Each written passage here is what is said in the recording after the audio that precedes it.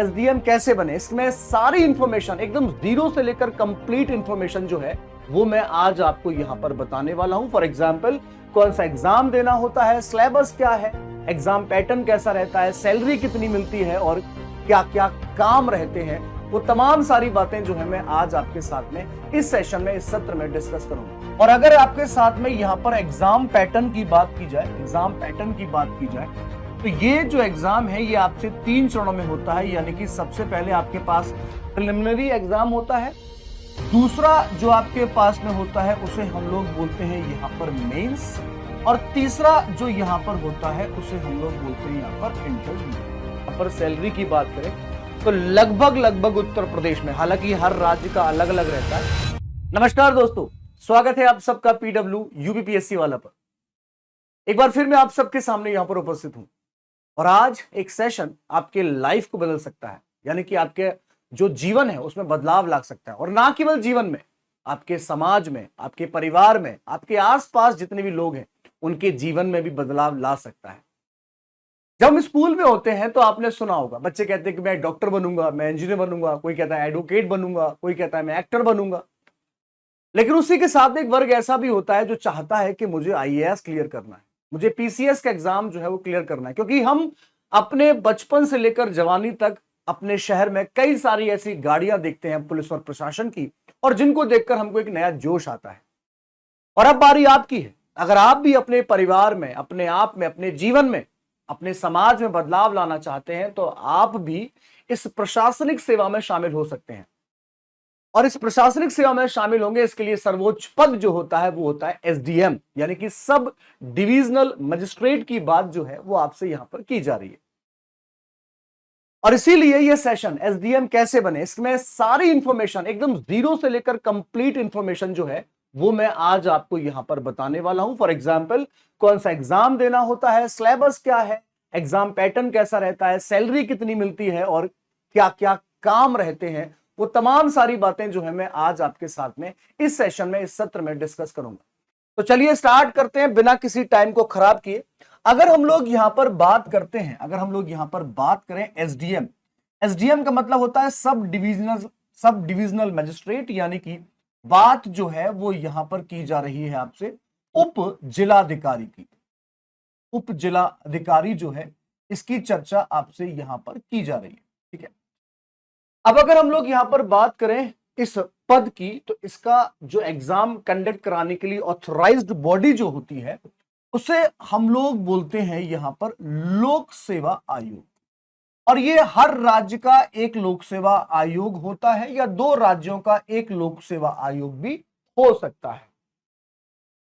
विशेषतः हम लोग यहां पर बात कर रहे हैं उत्तर प्रदेश लोक सेवा आयोग की। मैं आपके साथ में चर्चा जो है वो यहां पर उत्तर प्रदेश लोक सेवा आयोग, यानी कि इसको शॉर्ट फॉर्म में और इंग्लिश में कहा जाता है यूपीपीएससी। यूपीपीएससी जो है ये एक एग्जाम कंडक्ट कराती है, और उस एग्जाम को यहां पर कहते हैं हम यूपीपीसीएस।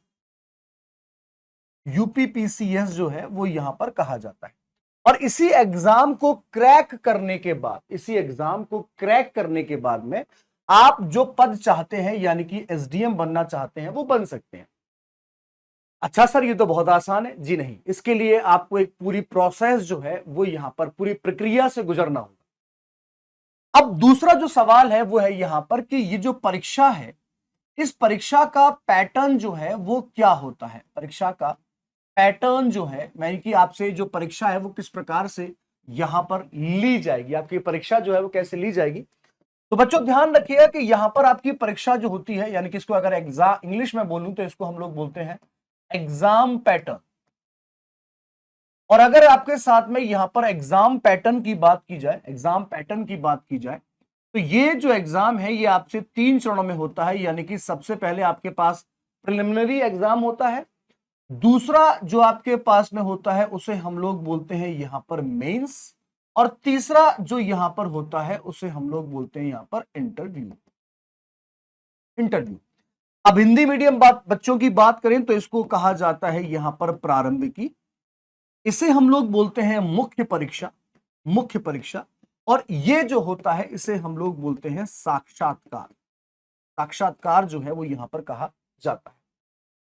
अब ध्यान रखना बेटा, यहां पर भी आपकी जो परीक्षा है इसमें अलग अलग चरणों से आपको, यानी कि अलग अलग प्रारूपों से आपको यहां पर गुजरना होगा।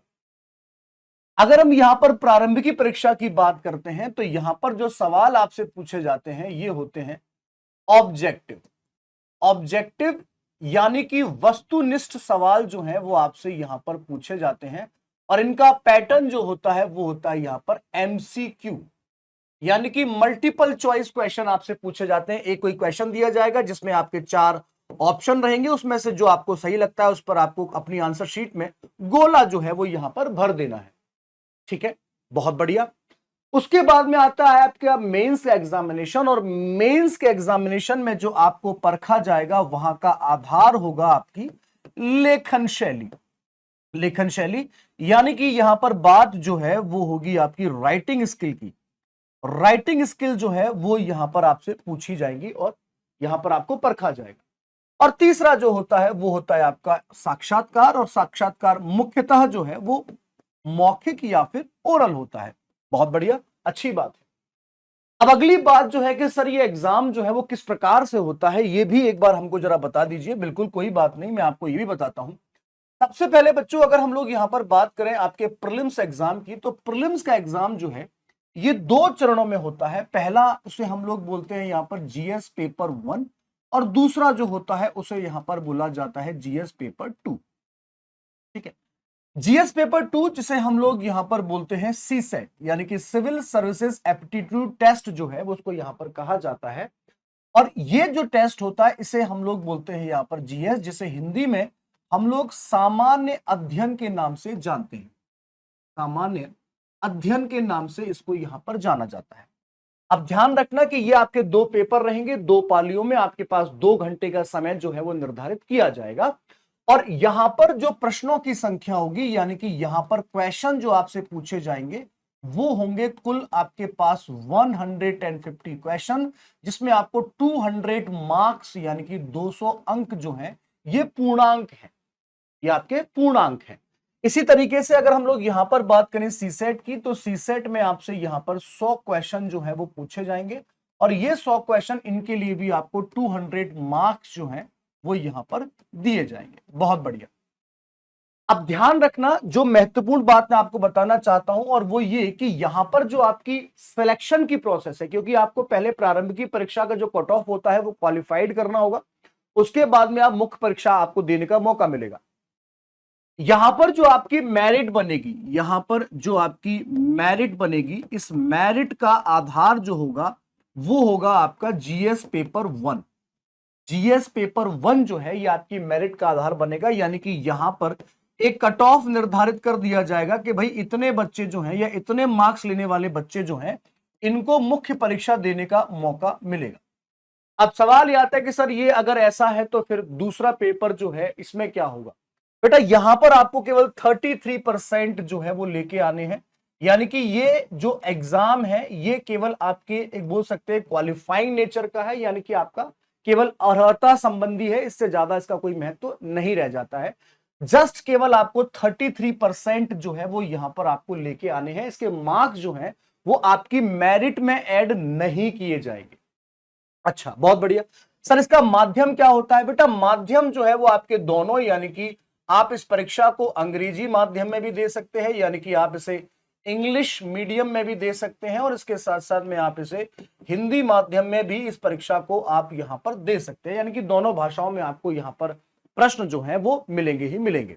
बहुत बढ़िया, मान गए आपकी बात को। अब हम आगे चलते हैं, आगे चलते हैं और आगे हम लोग बात करते हैं यहां पर मुख्य परीक्षा की। मुख्य परीक्षा पर जाने से पहले एक बार सिलेबस की बात भी कर लें, यानी कि आपसे जो यहां पर पाठ्यक्रम है, पाठ्यक्रम जो है वो क्या क्या पूछा जाने वाला है, एक बार उसके बारे में भी मैं आपके साथ में यहां पर बात कर लेता हूं। देखो बच्चों, अगर मैं आपके साथ में बात करूं यहां पर प्रारंभिकी या फिर प्री एग्जामिनेशन की, तो यहां पर आपको 2 पेपर हैं। 2 पेपर में पहला जो है वो है आपका जीएस पेपर 1, अभी मैंने आपको बताया, और दूसरा जो है वो है आपके पास में जीएस पेपर 2। जीएस पेपर 1 में आपसे कुछ विशेष सब्जेक्ट यहां पर पूछे जाएंगे। फॉर एग्जांपल मैं आपके साथ में बात करूं तो वो है यहां पर हिस्ट्री। हिस्ट्री के बाद में आप देखेंगे तो दूसरा जो इंपॉर्टेंट सब्जेक्ट है वो है आपके पास जियोग्राफी, ज्योग्राफी के बाद में तीसरा जो सब्जेक्ट आपके पास में है वो है यहाँ पर पॉलिटी। पॉलिटी के बाद में अगला जो सब्जेक्ट है वो है यहाँ पर इकोनॉमी। इकोनॉमी के बाद में अगला पेपर जो है वो है आपका साइंस टेक। उसके बाद में आपसे क्वेश्चन जो है वो एनवायरमेंट से भी यहाँ पर पूछे जाते हैं। इसके बाद में अगला सब्जेक्ट जो है वो है यहाँ पर यूपी स्पेशल। यूपी स्पेशल यहां से भी सवाल जो है वो आपसे बनते हैं। गवर्नमेंट स्कीम, सरकारी योजनाएं जो होती हैं, यहां से भी सवाल आपसे बनते हैं। और इन सबके साथ में सबसे महत्वपूर्ण, सबसे इंपोर्टेंट जो है वो है यहाँ पर करंट अफेयर, यानी कि समसामयिकी से भी सवाल जो है वो आपसे यहाँ पर पूछे ही जाते हैं। ठीक है, ये मेन मैंने आपको यहाँ पर बता दिया है। अब इसके बाद में अगर हम बात करें जीएस पेपर 2 की, तो यहां पर आपसे पूछा जाएगा मैथ्स। मैथ्स के साथ में आपसे यहां पर पूछा जा सकता है रीजनिंग। रीजनिंग के साथ में आपसे पूछा जाएगा यहां पर हिंदी। हिंदी के बाद में आपसे पूछा जाएगा इंग्लिश। इंग्लिश के बाद में आपसे पूछा जाएगा यहां पर आईपीएस। अरे सर, आईपीएस तो बनते हैं। आईपीएस का मतलब इंटरपर्सनल स्किल, अंतर व्यक्ति कौशल सवाल आपसे पूछे जाएंगे। और इसके साथ साथ में डिसीजन मेकिंग से सवाल जो है, यानी कि आईपीएस और डीएम दोनों आपको यहां पर सवाल जो है वो पूछे जाएंगे। बहुत बढ़िया, इनको हम विस्तार से भी देखेंगे। ये जीएस पेपर 1 की बात मैंने जो आपका प्रीलिम्स का एग्जाम है उसकी बात कर ली है। अब जो चर्चा है वो है यहां पर मेंस एग्जामिनेशन की, यानी कि मुख्य परीक्षा जो है, अब उसकी बात जो है वो मैं आपके साथ में कर लेता हूं। यानी कि मेंस एग्जामिनेशन जो है, इसको भी एक बार मैं आपको यहां पर समझा देता हूं। देखो बेटा, मेंस एग्जामिनेशन जैसा कि मैंने आपको बताया कि यहां पर आपकी लेखन शैली जो है, यानी कि राइटिंग स्किल जो है, राइटिंग स्टाइल जो है, उसको यहां पर क्या किया जाएगा, परखा जाएगा। अगर हम मेंस एग्जामिनेशन की बात करते हैं तो बच्चों ध्यान रखना कि यहां पर कुल 8 पेपर जो हैं ये आपके होने वाले हैं। और ये 8 पेपर जो हैं ये आपके, सबसे महत्वपूर्ण बात है कि दोनों भाषाओं में आप देंगे। 6 पेपर को, जो जीएस के 6 पेपर हैं उनको आप दोनों भाषाओं में देंगे। निबंध भी आप दे सकते हैं, लेकिन हिंदी का पेपर जो है वो आपको प्रॉपर हिंदी में ही यहां पर देना होगा। ठीक है, आओ जरा मेरे साथ। देखो, सबसे महत्वपूर्ण बात यह है कि जो आपका मेंस एग्जामिनेशन जो है ये आपका टोटल होता है यहां पर 1500 अंक का। 1500 अंक यहां पर आपसे पूछे जाते हैं। और ये 1500 की अगर मैं आपसे बात करूं तो बच्चों ध्यान रखना, जो पेपर 1 है यहां पर सबसे पहले आपके पास में रहेगा निबंध, जो कि आप दोनों भाषाओं में दे सकते हैं। दूसरा आपके पास में रहेगा यहां पर हिंदी, जो कि आपको केवल हिंदी भाषा में ही देना है इसके जवाब। उसके बाद में आता है बेटा यहां पर जीएस पेपर 1। दूसरा जो आता है उसे हम लोग बोलते हैं जीएस पेपर 2। तीसरा जो आता है उसे हम लोग बोलते हैं यहां पर जीएस पेपर 3। चौथा जो आता है उसे हम लोग बोलते हैं जीएस पेपर 4। ये 4 पेपर है, और ये दोनों भाषाओं में, आप हिंदी में भी दे सकते हैं और आप इसको इंग्लिश में भी दे सकते हैं। एक दिन में 2 पेपर जो है वो लगभग लिए जाते हैं जब भी आपका एग्जाम होगा मेंस एग्जामिनेशन का। अब क्या सर इसमें ऑप्शनल भी है? नहीं, यहां पर ऑप्शनल नहीं होता है बेटा। आपको ध्यान रखना है कि यहां पर 2 पेपर और होते हैं, जिसमें से एक होता है आपका जीएस पेपर 5 और एक होता है आपका जीएस पेपर 6। ये दोनों पेपर जो होते हैं ये आपके होते हैं उत्तर प्रदेश विशेष, यानी कि यूपी स्पेशल आपसे यहां पर पूछा जाएगा। और आप इसे दोनों भाषाओं में अपने जवाब जो है वो दे सकते हैं। ठीक है, बहुत बढ़िया। सर इनके मार्क्स बता दीजिए एक बारी। इनके बेटा जो पूर्णांक होते हैं ये 150 नंबर का है, ये आपका 150 का है। यहां से जो नंबर है ये आपके 200, इसके बाद में ये आपके 200, ये आपके टोटल यहां पर 200, ये आपके यहां पर 200, और ये दोनों मिला के पेपर और 5, 6 मिला के तो ये हो गया आपका 400। तो 400 और 2 600, 800, 1000, 1200 और 1203, 1500 नंबर जो है वो आपको यहां पर इस मेंस एग्जामिनेशन में देखने को मिल जाते हैं। अच्छा, निबंध जो है वो आपका कोई ज्वलन मुद्दा, आर्थिक संबंधी, सामाजिक ऐसे सवाल पूछे जा सकते हैं। हिंदी में आपसे व्याकरण संबंधी, पत्र लेखन वगैरह सवाल आपसे बनेंगे। जीएस पेपर 1 जो है यहां पर बेटा मेनली आपसे जो पूछा जाता है वो है यहां पर हिस्ट्री, और इसके साथ साथ में भूगोल से संबंधित सवाल आपसे पूछे जाते हैं। जीएस पेपर 2 की बात कर लें तो यहां पर आपकी राज्य व्यवस्था यानी कि आपका जो पॉलिटी है, और इसके साथ साथ में गवर्नेंस यानी कि शासन से सवाल जो है वो पूछे जाते हैं। जीएस पेपर 3 की बात कर लें तो यहां पर आपसे अर्थव्यवस्था यानी कि आपका इकोनॉमी, और इसके साथ साथ में विज्ञान और तकनीकी जो है, साइंस एंड टेक्नोलॉजी जो है, यहां से सवाल आपसे पूछे जाते हैं।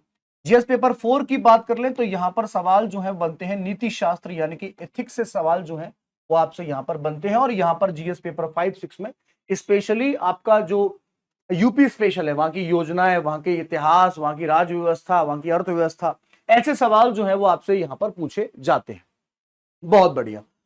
अब जब आप इसको भी पार कर लेंगे तो उसके बाद में आते हैं आप तीसरे चरण में, और तीसरा चरण जो होता है वो है आपका साक्षात्कार, यानी कि अब जो बात है वो होगी यहां पर इंटरव्यू की। और इंटरव्यू जो है वो आपका टोटल होता है, तो आप लोग ध्यान रखना बेटा, ये होता है आपका टोटल 100 अंकों का, 100 मार्क्स जो है वो यहां पर रहते हैं। और ध्यान रखना, क्योंकि आप लाखों लोगों को प्रीलिम्स में हरा के आए हैं, हजारों लोगों को आप मेंस में हरा के आए हैं, तो यहां पर ज्ञान की परख जो है वो तो आपसे उनको ज्ञात है इस बात की। लेकिन हाँ, अब आपकी नॉलेज कैसी है, आप अपना प्रस्तुतिकरण कैसे करते हैं, अगर मान लीजिए प्रेशर की कंडीशन है तो आप कैसे उनको टैकल करेंगे, आपकी रुचि क्या है, आपने पढ़ाई में क्या किया है, अगर आप पहले से जॉब में है तो उस जॉब से संबंधित सवाल जो है वो आपसे पूछे जाते हैं। ये एक बात मैं यहां पर आपको क्लियर कर दूं कि ये जो तैयारी होती है ये इंटीग्रेटेड होती है, यानी कि प्रीलिम्स, मेंस और इंटरव्यू सारी तैयारियां जो है वो एक ही साथ होती है। बच्चों ध्यान रखना, ये गलती कभी मत करना कि आप पहले प्रीलिम्स की तैयारी करो, फिर मेंस की तैयारी करो और फिर इंटरव्यू की। अपने आप को, जब आप अपने आप को एनरोल कर रहे हैं किसी बैच में या तैयारी शुरू कर रहे हैं आप यूट्यूब से देखकर, तो आप पहले दिन से ही अपने आप को as a civil service aspirant के रूप में यहां पर समझें, और एक अधिकारी के तरीके से आपका व्यवहार जो है वो बदल जाएगा, ऐसा मेरा मानना है। ठीक है, बहुत बढ़िया। तो ये तमाम सारी बातें जो है वो आपसे यहां पर मैंने बता दी हैं। अब हम लोग थोड़ा सा यहां पर बात जो है वो इनके डिटेल्ड जो आपके पास में सिलेबस जो है, इनका कार्यशैली क्या होता है, सैलरी क्या होती है, अब उसके बारे में हम लोग यहां पर बात करने वाले हैं। ये गाड़ी आपका इंतजार कर रही है, लेकिन उसके लिए आपको दिन रात अथक प्रयास जो है वो करने होंगे। मैं बोल सकता हूं कि आपके पास अगर कंसिस्टेंसी है, अगर आपके पास में निरंतरता है, तो यहां से इसकी दूरी जो है वो ज्यादा दूर नहीं है। अगर आपने पूरी तन्मयता के साथ में 1 साल तक कंसिस्टेंसी के साथ में अगर प्रयास किया है, डेडिकेशन के साथ में अगर आपने एफर्ट्स लगाए हैं, तो ये गाड़ी जो है इसको खोलने के लिए भी आपके पास एक व्यक्ति आपके सहायक रहेंगे, चलाने के लिए भी आपके पास में एक सहायक रहेंगे, और आपकी सुरक्षा के लिए आपके पास में पुलिस जो सहायक हैं वो भी आपके पास में रहेंगे। बस इंतजार है आपके उन प्रयासों का, आपकी उन कोशिशों का। चलिए, बहुत बढ़िया। अब आगे अगर अब हम लोग यहां पर चले, जो कि आपका सिलेबस है, देखिए सबसे महत्वपूर्ण बात अगर हम यहां पर देखें तो आप लोग इस बात को समझना कि जो आपसे पूछा जाएगा वो यहां पर रहने वाला है अंतरराष्ट्रीय महत्व की घटनाएं, इतिहास, भारतीय राष्ट्रीय आंदोलन, भारत विश्व का भूगोल, भारतीय राजनीति शासन, आर्थिक सामाजिक विकास, पर्यावरण परिस्थितिकी, सामान्य जो आपके पास में ज्ञान जो है वो यहां पर होना चाहिए।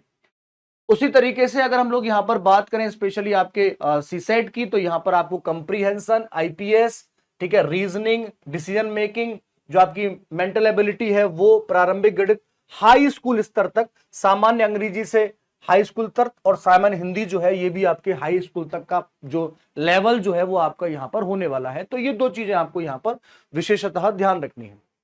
अगली बात मैंने आपको बताया कि जो पैटर्न रहेगा वो कुछ इस प्रकार से रहने वाला है। यहां पर आपको लेखन शैली जो है, आपकी राइटिंग जो स्टाइल है उसको परखा जाएगा। 150 नंबर, 150 नंबर, 200, 200, 200, 200, 200, 200, टोटल आपके 1500 जो यहां पर मार्क जो है वो यहां पर आपके मेंस के रहने वाले हैं।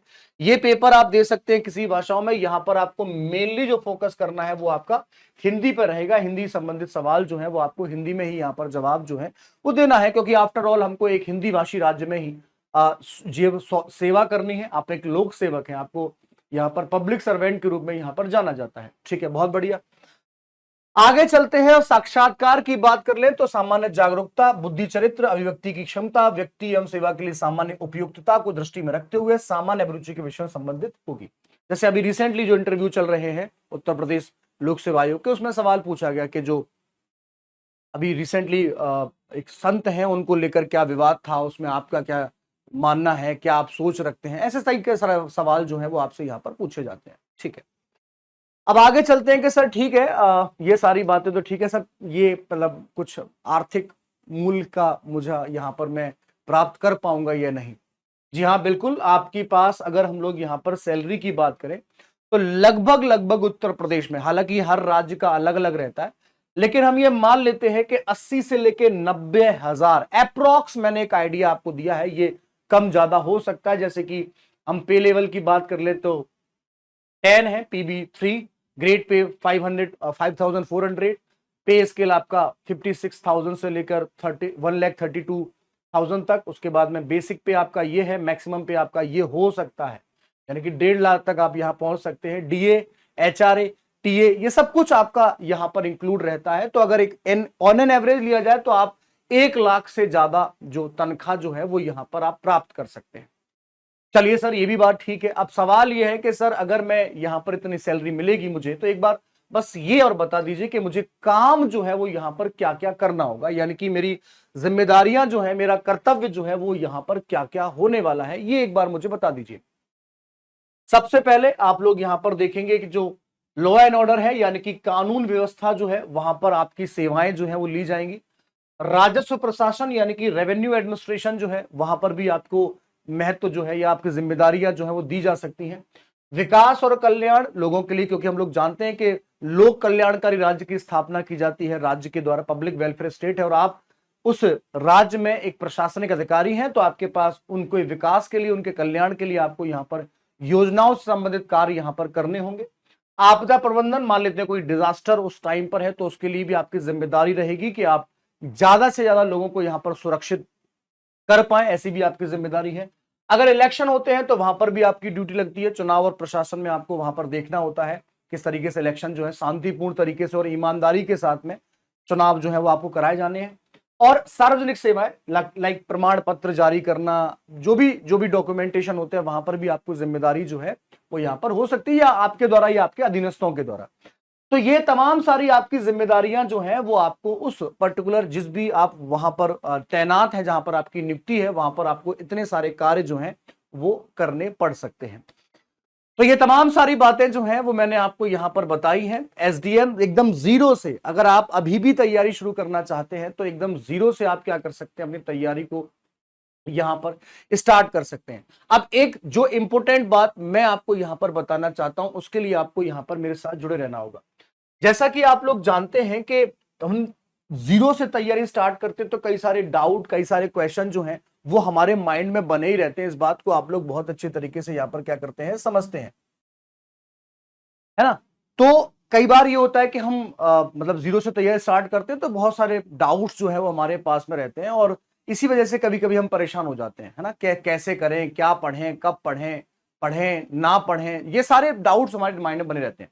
तो इसके लिए आपके पास एक प्रॉपर गाइडेंस होना चाहिए, एक मेंटरशिप होना चाहिए। अगर आप चाहते हैं कि हाँ आपके पास एक प्रॉपर गाइडेंस रहे, एक मेंटरशिप रहे, तो आप हमारे यहाँ पर जो फाउंडेशन बैचेस हैं इसमें अपने आप को इनरोल कर सकते हैं। फॉर एग्जाम्पल, हमारा सक्षम बैच है 2027 के लिए, ये इंग्लिश मीडियम बैच है, जहां पर आपको कंटेंट जो है वो आपको इंग्लिश में दिया जाएगा, एक्सप्लेनेशन आपके पास दोनों भाषाओं में रहेगी। दूसरा हमारे पास में यहाँ पर प्रथम बैच है। ये प्रथम बैच आप देखेंगे तो यहाँ पर आपके पास हिंदी माध्यम में, जहां पर आपको कंटेंट और एक्सप्लेनेशन दोनों चीजें जो हिंदी में बताई जाएंगी। अगर आप तैयारी कर रहे हैं 2026 के बैच की और प्रीलिम्स के ओरिएंटेड बैच आप चाहते हैं, तो आपके पास मौका है हमारे आक्रोश बैच में जुड़ने का, और इसके साथ साथ में ऊर्जा बैच में। आक्रोश बैच हमारा इंग्लिश माध्यम का है और जो ऊर्जा है ये हमारा हिंदी माध्यम का है। तो ये आपके पास में अपॉर्चुनिटी है, एक मौका है एकदम जीरो से तैयारी स्टार्ट करके। हाँ, ये बात ध्यान रखना कि अपने आप को पहले मजबूत कर लो। यूट्यूब पर आप संबंधित जो आपके जो भी आपको सब्जेक्ट मैंने आपको बताए हैं किस तरीके से आपको पढ़ना है, अगर आप चाहते हैं कि आपको प्रॉपर एक स्ट्रेटेजी जो है वो भी यहां पर चाहिए, तो आप कमेंट सेक्शन में आप मुझे कमेंट कर सकते हैं। बुक्स कैसे फॉलो करनी है, क्या पढ़ना है, ये सारी चीजें आप मुझे कमेंट के माध्यम से यहां पर बता सकते हैं। चलिए, तो अब इसी बात के साथ में मैं लेता हूं यहां पर विदा। बाकी सारी बातें करेंगे हम लोग अगले सेशन में, तब तक आप लोग मेरे साथ में जुड़े रहिए। हाँ, अगर आपको इसके अलावा कोई और क्वेश्चन है या आप मुझसे कुछ पूछना चाहते हैं, तो आप मेरे टेलीग्राम ग्रुप को ज्वाइन कर सकते हैं। टेलीग्राम ग्रुप को ज्वाइन करने के लिए आप मुझे मैसेज करेंगे, दीपेश कौशिक सर PW, ऐसा आप टेलीग्राम पर ग्रुप सर्च करेंगे, इसमें आप ज्वाइन कर सकते हैं, और ज्वाइन करने के बाद में आप मुझे यहां पर डीएम कर सकते हैं अगर आपका कोई क्वेश्चन है, कोई क्वेरी है, कोई डाउट है तो। अदरवाइज आप मुझे गूगल पर या यूट्यूब पर सर्च कर सकते हैं। बाकी सारी क्लासेस, एक होता है ना कि पहले हम देख तो लें, पढ़ पाते हैं, नहीं पढ़ पाते, समझ पाते कि नहीं समझ पाते, तो आप मुझे गूगल पर और यूट्यूब पर सर्च कर सकते हैं। वहां पर भी आपको बाकी जो क्लासेस हैं आराम से आप उनको देखिए, समझिए, और उसके बाद में अपना डिसीजन मजबूत करके जुट जाइए समाज में बदलाव लाने के लिए, अपने घर में बदलाव लाने के लिए, अपने परिवार में बदलाव लाने के लिए, और समाज को एक नया संदेश देने के लिए कि अगर आप कुछ ठान लो तो उसको पूरा कर सकते हो। इसी बात के साथ में मैं लेता हूं विदा। Thank you so much guys for loving support, keep learning with me and stay tuned with us. Thanks for watching PW UPPSC वाला। भारत माता की